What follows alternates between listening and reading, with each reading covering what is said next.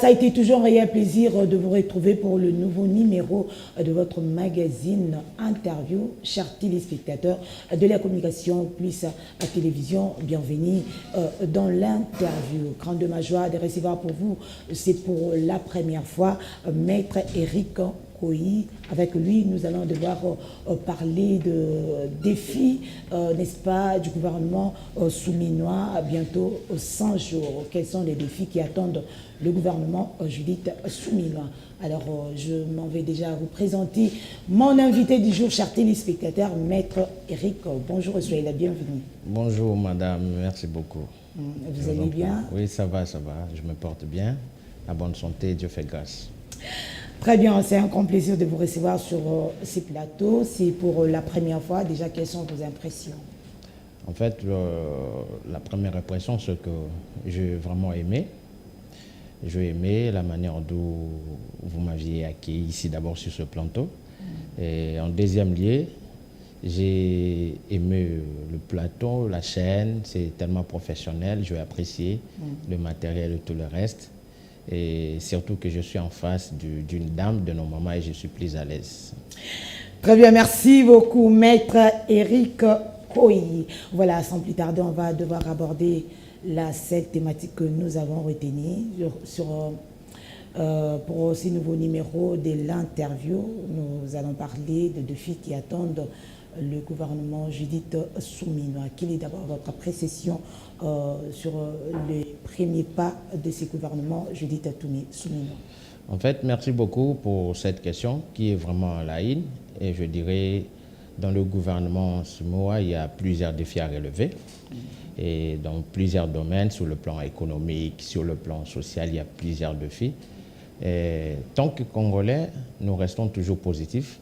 Nous savions que, quel que soit les degrés, le problème, il y aura toujours une solution. Mais déjà d'emblée, dans ces quelques jours ici, dans ces quelques mois, bientôt 100 jours, il y a déjà quelques ministères qu'on peut citer où on voit déjà que ça promet. Allez-y. Ça promet que là, on peut espérer quelque chose. Entre autres, je cite le ministère de l'Hydroélectrique et Électricité de son Excellence Teddy Luamba, où on voit dans l'esprit de la personne qu'il est venu avec une certaine détermination. Pourquoi je le dis? D'abord, c'est quelqu'un du domaine. Il est professeur de l'université dans ce domaine de l'électricité. Et au-delà de ça, il était déjà 2GA au niveau de la SNEL. C'est-à-dire, le monsieur n'est pas resté seulement théorique comme professeur, mais il est dans la pratique aussi. Et au-delà de ça encore, je peux essayer au moins de vous parler de ce monsieur que, allez-y. Avant qu'il soit ministre, il était DGA, mais comment il a pu y arriver là-bas? Ce n'était pas sur le quota politique ou une recommandation, c'est par la méritocratie. Okay. La Banque mondiale a organisé un test de niveau pour essayer de voir la personne qu'il faut à cette place. Et le monsieur a donné une grande distinction. C'est ce qui a fait de lui DGA de la SNEL. Et en tenant compte de cela, pendant un temps aussi, il avait joué l'intérim du DG. Il a relevé des défis énormes.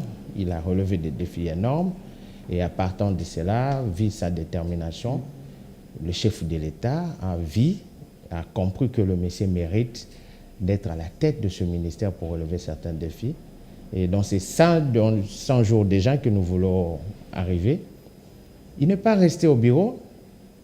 Déjà en étant ministre, il est allé à Kisangani, il a fait le Lubumbashi, il est allé palper lui-même le problème de l'électricité et de l'eau qui dérange en fait la population. Et il sait déjà de quoi il s'agit. C'est quelqu'un qui peut t'expliquer. Il n'a pas encore jeté un coup d'œil ici à Kinshasa, comment l'électricité n'est pas encore jusque-là stable, de l'eau ne jaillit presque pas, tout ça. En fait, madame, il a déjà jeté parce que toute chose commence toujours quelque part. Son problème. Il fallait commencer ici. Il avait déjà commencé. Il est allé, il a commencé ici en Kinshasa avant d'aller ailleurs. D'ailleurs, c'était déjà de la première semaine, lorsqu'il était nommé, il a directement commencé à voir la situation de la ville de Kinshasa. Et je vous dis, je vous rassure, que dans 2 jours à venir, vous allez voir un changement, parce que ce n'est qu'un 100 jours d'abord, mais je vous promets qu'il y aura un changement dans ces secteurs. Pour ne pas seulement se limiter en lui, du fait qu'on parle du gouvernement, on voit aussi d'autres ministères où on peut jeter de coups de flair. Il y a notre ministre de la Justice qui prend des décisions qui arrangent le peuple. Il y a M. Constant Moutamba, Excellence Constant Moutamba, il y a d'autres, Excellence Doudou Fomba. En fait, on voit des ministères clés où on peut toujours espérer que du jour au lendemain, il y aura de l'amélioration. Le ministre de la Justice, les gens disent qu'il est dans le populisme. En fait, ce n'est pas dans le populisme parce qu'il faut voir le résultat, madame. Il intervient là où il faut intervenir. Il est ministre de la Justice, il joue son rôle. Le média doit l'accompagner. Je ne sais pas de quel populisme. Il descend pour voir d'abord les conditions de prisonniers, comment ils vivent, comment... Quelqu'un peut être condamné, mais il reste humain, madame. Monsieur Constant Moutamba reste d'abord dans ce sens humain pour se mettre à la place des autres. Il y a des gens qui sont arrêtés là illégalement. Il y a des gens qui n'ont pas fait l'objet d'une condamnation définitive. Ils sont là pendant 5 ans, 10 ans. Le monsieur passe pour essayer de palper ça. Mais aussi, il y a des gens qui doivent être arrêtés, ils sont en liberté. Nous prenons l'exemple, il y a d'autres dossiers que M. Constant Moutamba ne regarde même pas. Nous prenons l'exemple de ces dossiers lampadaires. Ah, oui, c'est ce que vous dites, madame. Je vous dis, regarde. En fait, en droit, on dit, c'est lui qui acquis, c'est lui qui doit prouver. Vous voyez, vous pouvez venir avec un fait, la personne doit d'abord étudier les dossiers, avoir 2 éléments. Il est informé, M. Constant. Il est là, il sait. Mais son problème, c'est qu'il doit s'enrichir des éléments où il doit vraiment entrer en profondeur dans ces dossiers parce que, ça vous mentir, madame, il y a à boire et à manger dans ces dossiers. Il y aura peut-être une chaîne de gens, c'est un groupe... Les gens concernés sont en liberté actuellement. Ben, ils sont là parce que le principe de droit veut que même si on te dit quelque chose, tu es présumé innocent au départ. Peu importe, la présomption d'innocence est prévue par la loi mère qui est la Constitution. Vous pouvez accuser quelqu'un, mais on attend un jugement définitif pour dire que la personne est condamnée. Le principe, ce n'est pas l'arrestation. Le principe, ce n'est pas la privation de liberté. Le principe, c'est la liberté. Il est présumé innocent avant qu'on puisse s'arrêter, avant qu'on puisse mettre la main sur. Il faut vraiment enquêter et condamner. C'est là où on pouvait dire comment on a condamné quelqu'un, mais il est dehors. Mais jusque-là, il n'y a pas encore un jugement. Là, il n'y a pas encore une condamnation. Ils sont présumés innocents jusqu'à la preuve du contraire. Mais cela ne veut pas dire qu'on encourage. Non, on n'encourage pas ces actes, mais on attend de rester dans le principe légal pour respecter la loi. Très bien. Et donc, on peut comprendre que jusque-là, il n'y a que 2 ministres qui travaillent comme il faut. Le ministre de l'hydraulique et le ministre de la Justice. Oui, madame, je ne le dirai pas d'une manière générale. Ça, c'est mon point de vue. Très bien. Par rapport à ce que je vois sur le terrain. Je vois vraiment le ministre de l'Hydroélectrique, comment il est en train de travailler. Je vois le ministre de la Justice, ce qu'il est en train de faire. Et je vois aussi le ministre de Finances, l'Excellence Doudou Fomba, comment ils sont en train de travailler. Et ce que j'aime de plus, parmi les 3 ministres que je viens de citer, ce sont des jeunes. C'est ça l'avantage. Ce sont des jeunes où on voit une nouvelle énergie qui arrive. C'est ça l'avantage de ce pays. On voit qu'il y a une ligne qui arrive là et où on peut espérer qu'après les 100 jours, après une année, quelque chose changera. Ce sont les ministères clés. Est-ce qu'aujourd'hui, on peut espérer que ces ministres seront en mesure de pouvoir relever les défis? Oui, mais pas d'une manière gênante à leur secteur, parce que chacun sur cette terre. Vous voyez, s'il faut relever les défis, je dirais oui, par rapport à leur secteur, parce que le départ détermine. Le départ de chaque chose détermine. Déjà, dès le départ, on voit comment ils sont entrés dans le jet. Du fait qu'ils sont bien entrés dans le jet, on espère qu'il y aura tellement un changement, on espère qu'ils vont relever les défis par rapport à leur secteur, parce qu'il y a un chef du gouvernement, et eux, ce sont des ministres, ils ont l'air certains spécifiques. Je ne pourrais pas dire que c'est à ces 3 personnes, mais son Excellence Teddy Luamba, qui partira d'un moment à l'autre et dans l'autre secteur pour aller relever les défis. Non, il va rester dans son secteur. Pourvu que chacun des ministres puisse essayer de relever les défis dans son secteur, ça sera une fierté pour le gouvernement, et surtout pas les gouvernements, les Congolais. C'est ce que le peuple attend de ces gouvernements, un changement, une vie normale, la sécurité à l'est du pays. Et tout ça, c'est ce que le peuple attend. Madame, en parlant de ça, la guerre n'est pas une bonne chose. Moi qui vous parle en face ici, je connais la guerre de 6 jours où j'ai été aussi victime. Okay. Pendant cette guerre, j'étais sur place à Kisangani. On pouvait courir avec des amis. Tu vois comment un ami tombe en train de mourir. C'est une chose où on ne peut pas accepter. Ce gouvernement a un grand défi de relever, mais nous aimons seulement la détermination de la Première ministre et surtout du garant de la nation, le président de la République, qui ne cesse de booster pour la paix, pour la solution, pour le reste des choses. En ce qui concerne la situation sécuritaire, on peut espérer aussi, cette fois-ci avec le nouveau gouvernement de Mme Judith Tuluka, que l'Est sera pacifié. Oui, déjà, parce que je pense, j'ai oublié, il y avait une négociation. Il y avait une négociation à ce sens pour essayer d'en finir avec les histoires des MV3 et le reste. Et les pourparlers, ça s'est bien passé. Et il y a une bonne solution et que du jour au lendemain, le mouvement M23 ne sera plus dans notre terre et dans ce coin du pays. Nos mamans, nos filles seront heureux de voir cette solution. Et le président est déterminé, je ne sais pas, la dernière sortie du président de la République qui avait martelé sur ça, qu'il dit que c'est une question de demander au M23 de partir, de laisser notre territoire libre. Ce n'est pas question de négocier, mais de leur demander seulement de partir. Et après la négociation, on a compris que maintenant, ils vont laisser notre terre.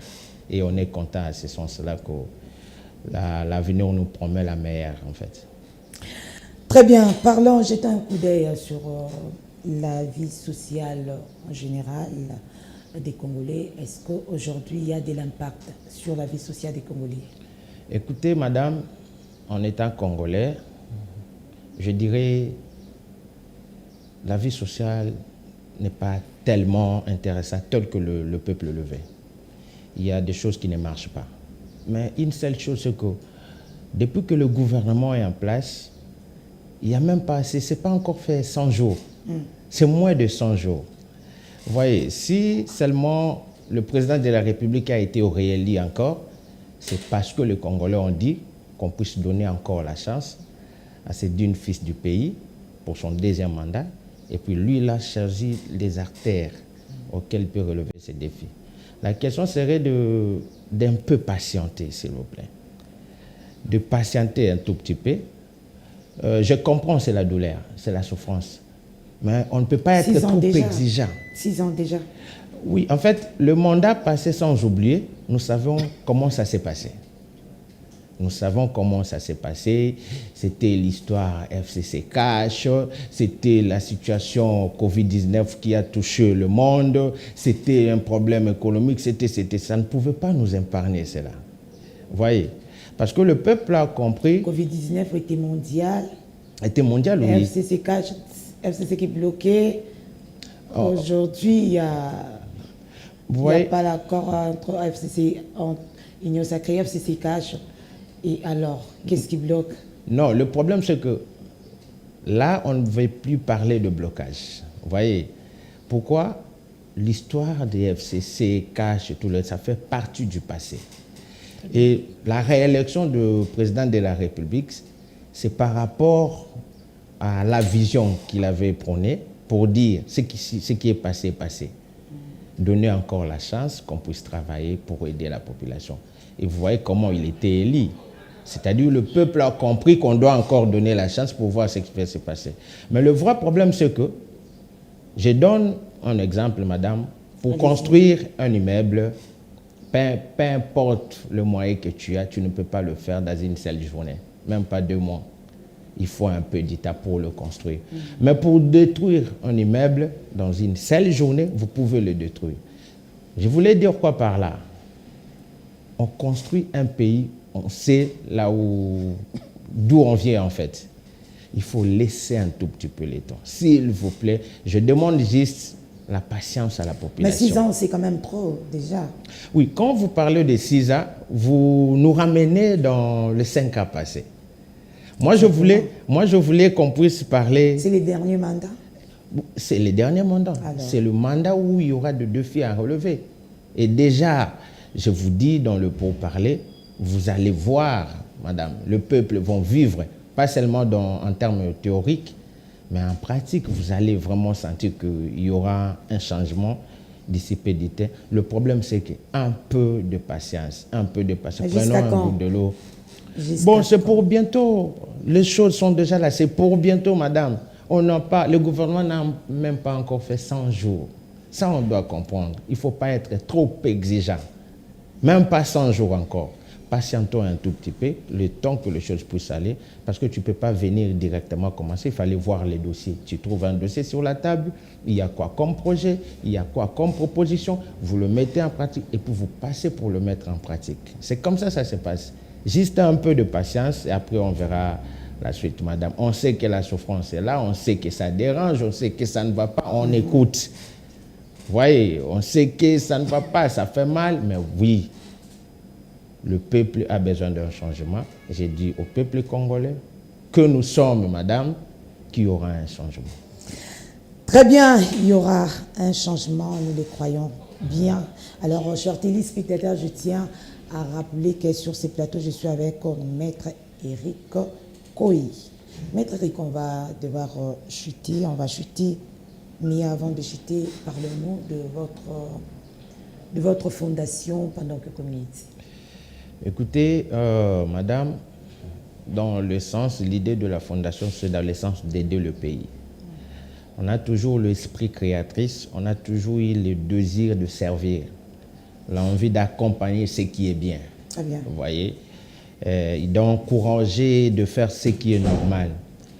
La fondation, notre fondation que nous viendrons prochainement vous présenter en détail, pour essayer de brosser quelques lignes seulement en passant. Il y a des objectifs spécifiques dans cette fondation. On va accompagner les actions gouvernementales. On va accompagner les enfants qui sont délaissés. On va chercher à avoir de veuves, des orphelins. On va toucher, c'est-à-dire la sensibilité en fait. Les gens qui sont démunis, les gens qui ont perdu l'espoir de la vie, la jeunesse là. La fondation va à ce sens-là. On accompagne les gens qui font bien les choses sur tout le plan. C'est-à-dire, s'il faut parler positivement à la personne qui fait mieux le travail, pas que ce soit un ministre ou je ne sais pas moi qui, on le fera. Et au-delà de ça, on va voir des orphelinats, des enfants, comment aider. Vous avez déjà ciblé une personne qui sera derrière cette fondation pour vous aider à pouvoir venir en aide, démunis, tout ce qui va avec. Oui, madame, on dit toujours quand on fait quelque chose, vous aviez déjà une idée de ce que vous faites. Mais là, ce n'est pas encore question de citer les noms, de dire idée de X ou Y personnes, mais on le dit d'une manière générale, qu'il y a une fondation. On sait qu'il y aura des gens aussi de bonne foi qui viendront nous soutenir d'une manière à une autre. Parce que l'objectif est d'essayer seulement d'améliorer, d'aider le peuple, la population, d'aider nos mères. Écoutez, j'avais suivi l'autre fois la dame qui avait perdu ses pieds à Kisangani pendant les moments que le Premier ministre, presque la moitié du gouvernement était à Kisangani.